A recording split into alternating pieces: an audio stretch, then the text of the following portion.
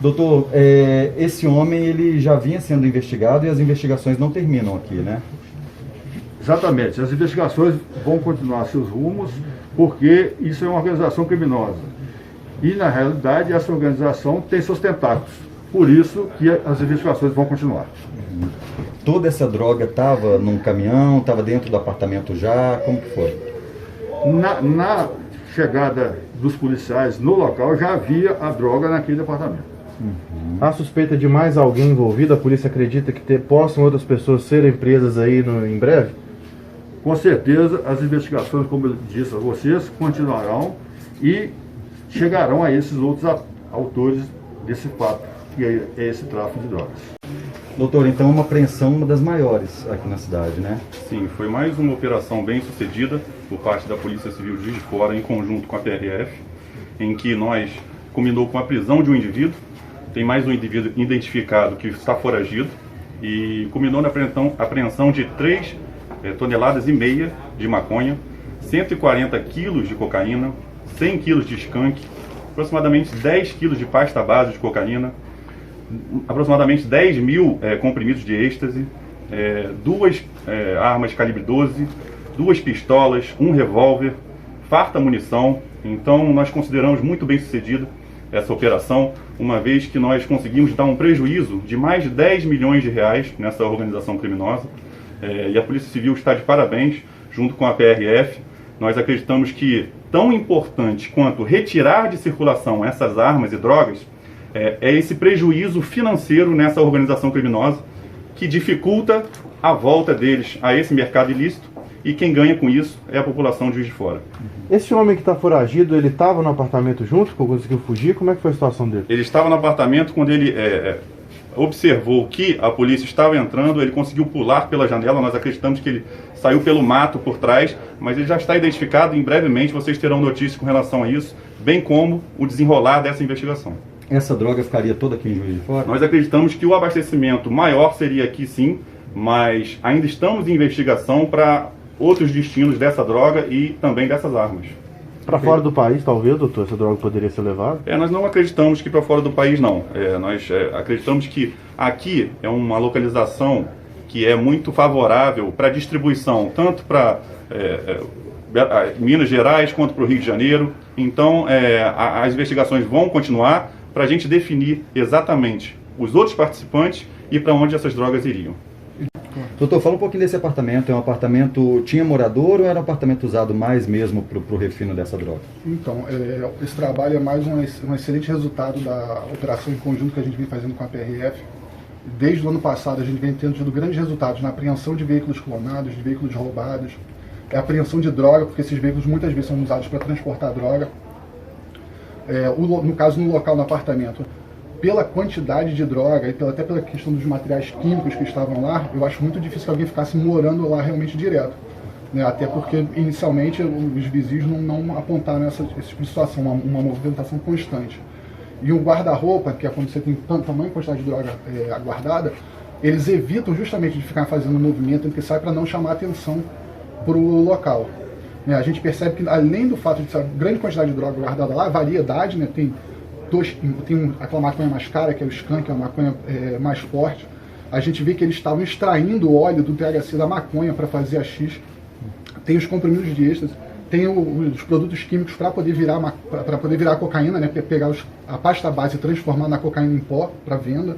Então ali era não só um local de guarda, mas com certeza também de se fazer o refino da droga, de preparar ela para venda e distribuição. Por conta disso, a gente realmente acredita que a maior parte da droga ia ser comercializada aqui na cidade.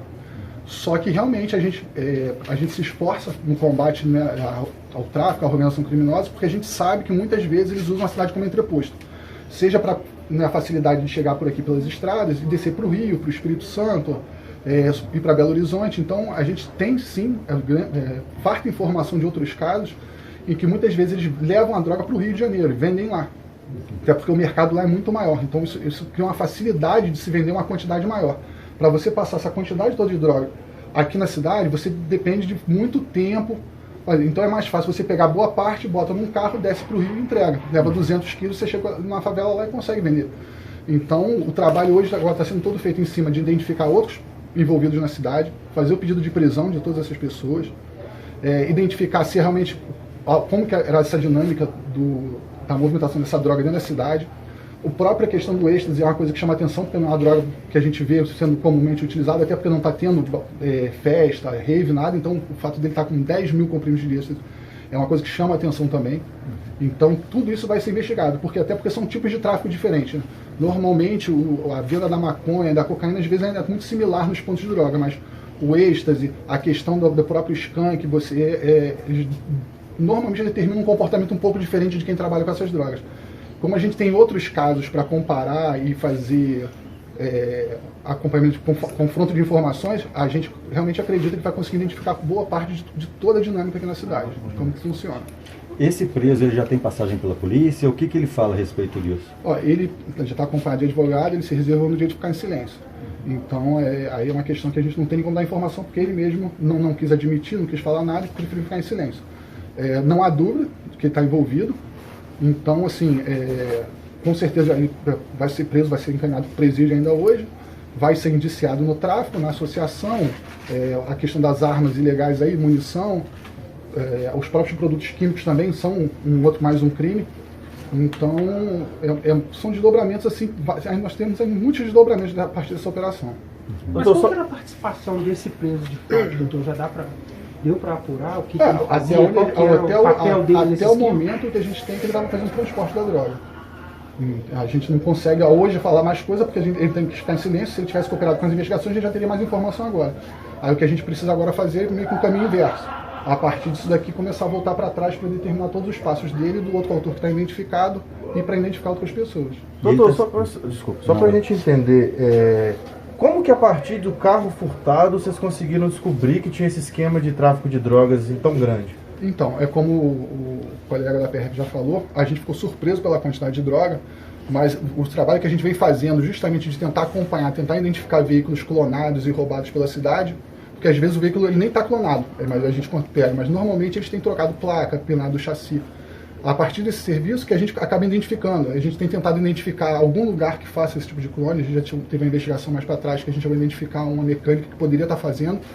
A gente tem feito operações em ferro velhos para ter certeza de se não está sendo passado peças de carro nesse sentido. Mas o que a gente percebe claramente é que o tráfico, eles acabam roubando um veículo para fazer o transporte da droga, porque se aquele veículo for apreendido, eles não têm prejuízo. Então, acaba muitas vezes, até os trabalhos nossos já do ano anterior, do começo do ano, que a gente faz abordagem de veículos clonados, identifica, a gente acaba chegando muitas vezes em realmente transporte de droga. Aí, como chegou, o carro estava no apartamento, se chegou a identificar quem que era a pessoa em que apartamento ela estava, os policiais foram para prender a pessoa e encontraram essa grande quantidade de droga. Então a prisão, a princípio, foi por conta do carro clonado, adulterado. E há quanto tempo que essa investigação começou, que esse homem estava sendo investigado? Aí é uma questão sensível que eu não posso divulgar exatamente quanto tempo, mas já faz mais de meses que a gente vem trabalhando em conjunto com a PRF. Não só esse caso, como outros também. Então hoje é o desandamento de hoje foi só a parte operacional, mas são meses que a gente já vem desde o ano passado monitorando, fazendo toda a investigação, não só desse caso, mas de outros também. Tem como mensurar o valor que eles iam vender essa droga toda? Olha, o valor de rua com certeza ultrapassa os 10 milhões de reais. Isso é fato. Assim, a gente está fazendo uma estimativa bem baixa até para não pecar pelo excesso. Mas a gente estima que com certeza muito além de 10 milhões de reais o preço de rua. E essa droga estava guardada em algum lugar específico? Estava no apartamento? Não tem nem como ficar num lugar específico pela quantidade. Até por isso que eu falo, vocês estão percebendo o cheiro forte que está aqui. Por isso que dificilmente alguém vai conseguir ficar morando lá. Então, por isso que a gente realmente, até pelo pouco que a gente conseguiu de informação de vizinhos, realmente o cara não ficava lá constantemente. Só uma dúvida. Acompanhamento, confronto de informações, a gente realmente acredita que vai conseguir identificar boa parte de toda a dinâmica aqui na cidade, como que funciona. Esse preso, ele já tem passagem pela polícia? O que ele fala a respeito disso? Ele já está acompanhado de advogado, ele se reservou no direito de ficar em silêncio. Então, aí é uma questão que a gente não tem como dar informação, porque ele mesmo não quis admitir, não quis falar nada e preferiu ficar em silêncio. Não há dúvida de que ele está envolvido.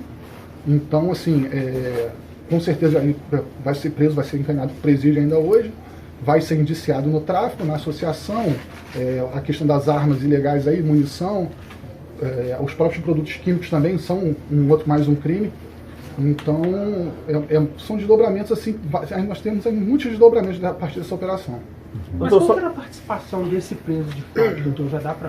Deu para apurar o que ele fazia? Até o momento que a gente tem que ele estava fazendo transporte da droga.